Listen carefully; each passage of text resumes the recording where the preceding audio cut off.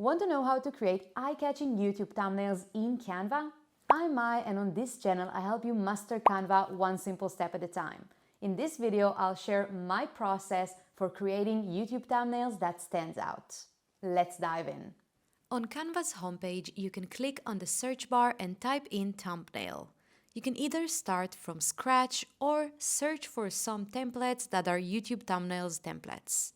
Here, you will see many options to choose from. You can even use them as inspiration for a background or text style if you're out of ideas. The recommended YouTube thumbnail size is 1280 on 720, which has a 16:9 aspect ratio, and the file size should be up to 2 megabytes.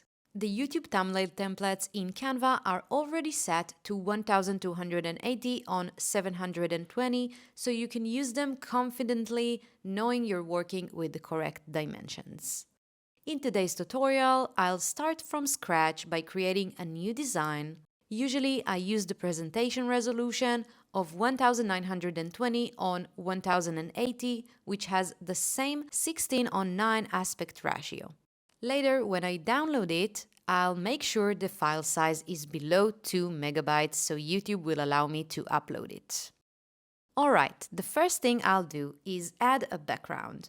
I usually create gradients that match the colors of the design or elements in my thumbnail.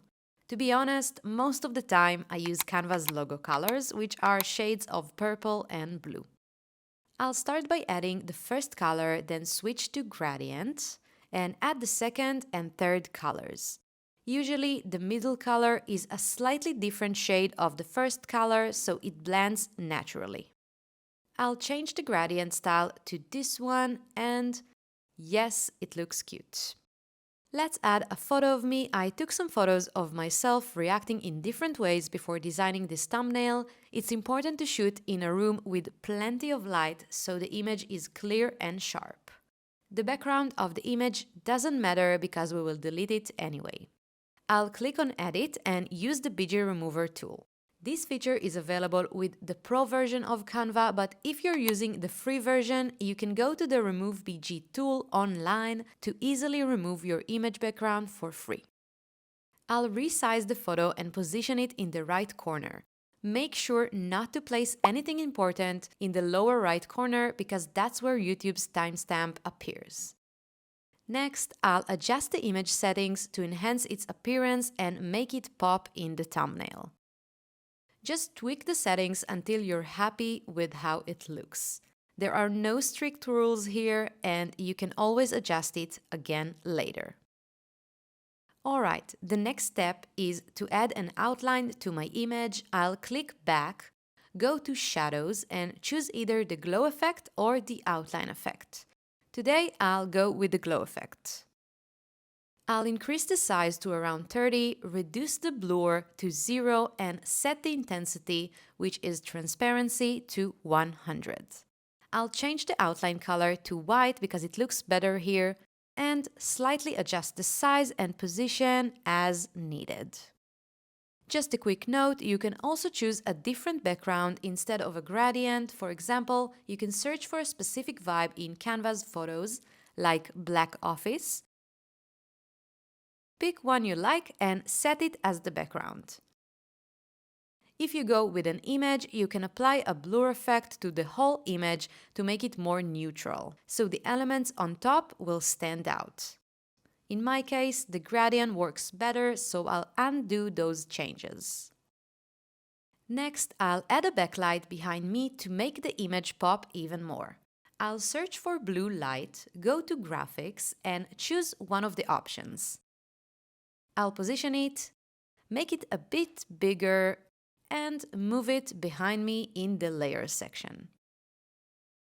Then I'll add another light layer, this time in white. I'll search for white light, choose one, make it bigger, lower the transparency because it's a bit strong, and position it behind me.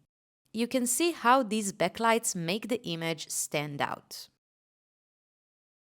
For a cool effect, I can also add some particles behind me. I'll search for something in the Elements tab, maybe this one, or this, Let's see what works best. I think I'll stick with this one. I'll position it here and use the layers section to place it between the backlights. Alright, now for the text. I'll add the text box and type in YouTube. I'll change it to be all uppercase, make it bigger, and set the font to Bernoro, which is bold and makes the text stand out. I'll set the size to 110px and add a background effect. I'll reduce the roundness, lower the spread, and leave the transparency at 100. I'll change the background color to YouTube's red and the text to be white. Then I'll rotate it slightly and duplicate it. For the next text, thumbnail, I'll change the background color to black, make it slightly bigger and position it below YouTube in the layer section. I'll tweak both texts and duplicate them again to add the word hacks. This time, I'll set the text color to red and the background to be white. This creates a nice blend of colors. I'll position everything in the middle like this. And next, I'll add some elements related to the video. I'll start with Canva's logo since I'm designing in Canva and I want the audience to recognize that immediately. I'll position it in the top right corner behind my image. Then I'll add YouTube's logo using the Brand Fetch Canva app. This app makes it easy to find company's logo and colors without searching outside of Canva. I'll position the logo here. I'll quickly add an arrow to emphasize that I'm creating in Canva for YouTube. I'll rotate it slightly, adjust the layers, and tweak the text to make everything fit perfectly.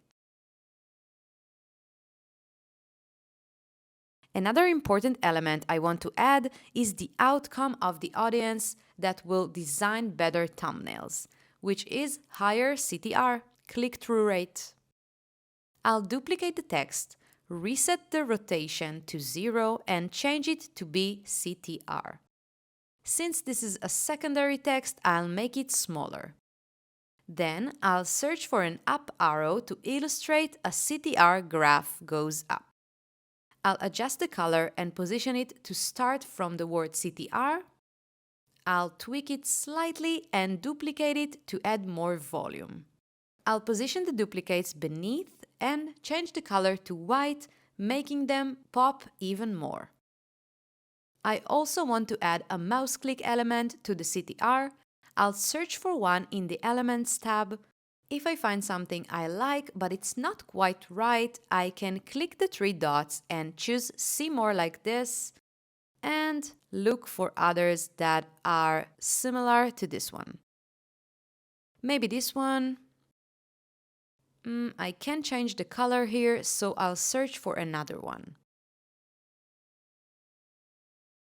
Okay, I'll create it separately. I will add the mouse by itself, position it, and then search for click.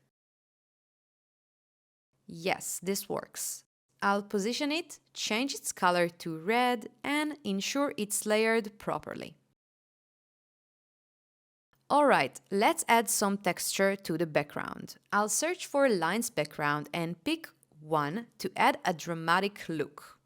I'll enlarge it, position it to direct attention to the text, and lower the transparency so it blends nicely with the background. Another cool thing I can do here is to add a shadow element under the YouTube logo to add more depth to it. I'll search for one. It's not exactly the same size, but let's see how to make it right. Lower the transparency, move it a little, and position it beneath the icon. Make it a bit smaller and maybe less transparency. And when it's ready, I can group them together. Before downloading the thumbnail, here's a final trick to make everything more visible. I'll add a rectangle, make it black, and stretch it across the entire design. Then I'll position it beneath everything in the layers section. The magic happens when I drastically lower the transparency. It makes all the elements pop. I'll also duplicate the backlight used earlier behind my image to position it behind the text. And layer it above the black rectangle, and there you go. I love how it looks. Now let's download the thumbnail. I'll go to Share, choose Download, and select either JPG or PNG. This time I'll go with JPG. As I mentioned earlier, YouTube accepts thumbnails up to 2 MB, so if you have a Pro account, you can limit the file size. I'll set it to a maximum of 1999 KB, just under the limit. Hit download, and here's the final result. I love it. Wow. And that's a wrap for this video. Thank you so much for watching. If you want to speed up your design process, check out my next tutorial on creating a Canva brand kit. See you there!